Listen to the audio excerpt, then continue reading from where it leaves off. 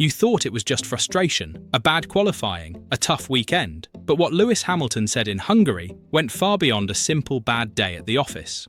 On live television, the 7-time world champion called himself useless. He even suggested Ferrari should change the driver. It wasn't sarcasm. It wasn't a joke. It was raw, unfiltered self-doubt. And in the world of elite sport, those words cut deeper than any lap time. Because greats don't do that. Michael Jordan never told the Chicago Bulls he was useless.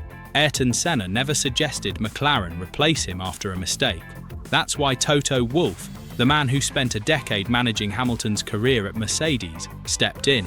Not with sympathy, not with comfort, but with something far colder. A tough love message that reveals just how fragile the balance between confidence and collapse can be in Formula One. What did Toto really tell Lewis? Why did he compare him to Michael Jordan?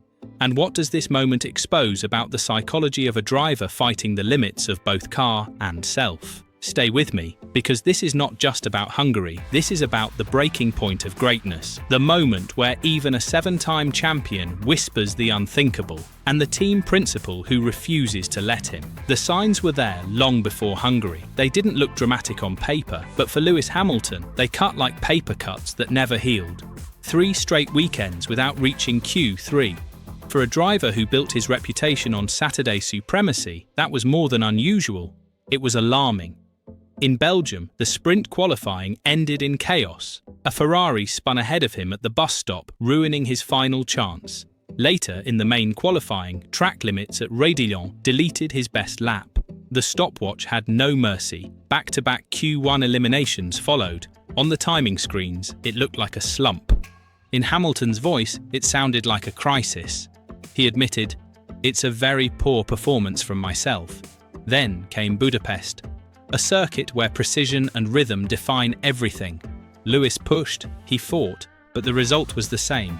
Out in quarter 2, missing quarter 3 by just 2/10, and as if the numbers weren't painful enough, Charles Leclerc, his own teammate, put the other Ferrari on pole position. That contrast was brutal. One car on top of the grid, the other stranded in midfield. In the paddock, journalists whispered about setup, about driving style, about focus. But Lewis didn't hide behind excuses. He didn't talk about wind direction, tyre prep, or strategy errors. He went on camera and told the world, "I'm useless, absolutely useless." It wasn't just a bad session, it was a confession. On the surface, it looked like a dip in form, but underneath, Hungary was just the latest chapter in a much longer story. Lewis Hamilton is not just any driver, he is the most decorated champion of his era, a man who built his legend on precision under pressure, on pulling out a lap when the world thought it was impossible. But 2024 was different. Ferrari had given him a new opportunity, a car fast enough to fight at the front, yet delicate enough to expose weaknesses. The margin for error was razor thin, and Hamilton wasn't just racing the stopwatch, he was racing against time itself. Against a younger teammate in Charles Leclerc, who had the confidence of youth and the familiarity of years inside the team. Against a grid filled with drivers who had grown up studying Hamilton's every move, now eager to beat the master at his own game. Behind closed doors, the tension was rising. Was this simply adaptation to a new car? Or was it something more permanent, the slow erosion of instinct that every great athlete eventually faces? Because for all of Hamilton's titles, Formula One has no sympathy for past glory. The sport is cruel. Yesterday's hero is tomorrow's question mark, and when Hungary arrived, the silence in Ferrari's garage told its own story. One car celebrated pole, the other wondered how to explain 10th place. Hamilton's words, useless, absolutely useless, weren't just frustration. They were the echo of a champion suddenly asking himself a dangerous question: am I still who I used to be? To understand Hamilton's collapse in Hungary, you have to strip away the emotion. Forget the interviews, forget the headlines. Look at the data. The telemetry told a different story. In Sector 1, Hamilton was competitive. His entry speeds into Turn 1 and Turn 2 matched Leclerc's almost perfectly. The braking points were clean, consistent, sharp, but the cracks appeared in the middle sector. Through the fast left-right sweeps, Hamilton was lifting where Leclerc kept the throttle pinned. A hesitation, measured in tenths but fatal in qualifying. His minimum speeds were down by 3, sometimes 4 kilometers per hour. And then, the exit of turn 11. That was the dagger. Too cautious on the throttle, losing momentum all the way down to turn 12. By the time he crossed the sector split, the gap was almost 3/10. That difference didn't come from setup alone. Engineers whispered it was confidence, or the lack of it. The Ferrari was planted, but on the edge. It rewarded total trust. And trust was exactly what Hamilton didn't have in that moment. Compare that to Leclerc. His lap looked like a single brushstroke, aggressive, committed, flowing. Hamilton's, by contrast, was fragmented. One small hesitation feeding into another. The stopwatch doesn't care if you're a 7-time champion. The telemetry doesn't remember your titles. It only measures belief. And in Budapest, the numbers proved it. Hamilton wasn't fighting the car, he was fighting himself. That night in Budapest, the cameras were gone. The crowd had left. But inside the paddock, the echoes of Hamilton's words still lingered. Useless. Absolutely useless. It was the kind of statement that doesn't just vanish. Engineers heard it, mechanics heard it, rivals heard it, and then Toto Wolff heard it too. Wolff, who had stood beside Hamilton through 8 constructors' titles, didn't sugarcoat his reaction. "I thought that was wrong to say that," he admitted, "and I told him the same evening and again the next day." This wasn't sympathy.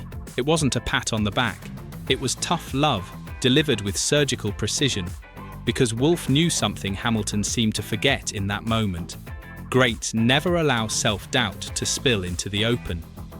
Did you ever hear Michael Jordan say about himself, "I'm useless," and that they should change the player? Wolff asked. Number. Champions don't show that weakness, not to themselves, not to anyone. It was a cold truth, and it cut deeper than any lap time. For Hamilton, it was a mirror held up to his own words, a reminder that even legends cannot afford to crack in public. This was not a pep talk. It was a warning. If you speak like you've already lost, the paddock will believe you. Hamilton's outburst didn't just vanish into the noise of the season. It left ripples in the garage, in the media, in the minds of rivals. Inside Ferrari, the contrast was impossible to ignore. One side of the garage celebrated pole, the other wrestled with self-doubt. Engineers had to tread carefully. How do you support a driver who calls himself useless without confirming the fear? The media amplified every word. Headlines asked if Hamilton was past his peak. Pundits debated whether Ferrari had backed the wrong champion.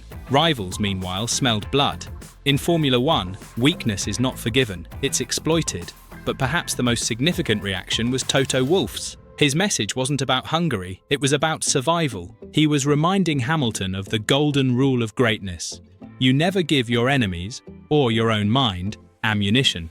Because self-belief isn't just a weapon in Formula One, it is the foundation of everything.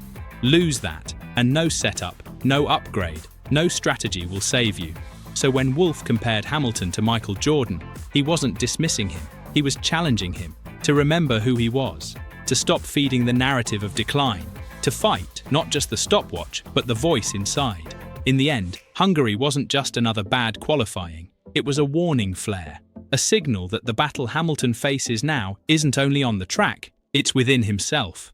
Because the truth is simple, it wasn't a mistake, it wasn't bad luck, it was a choice of words. And words in Formula One can be as decisive as lap times.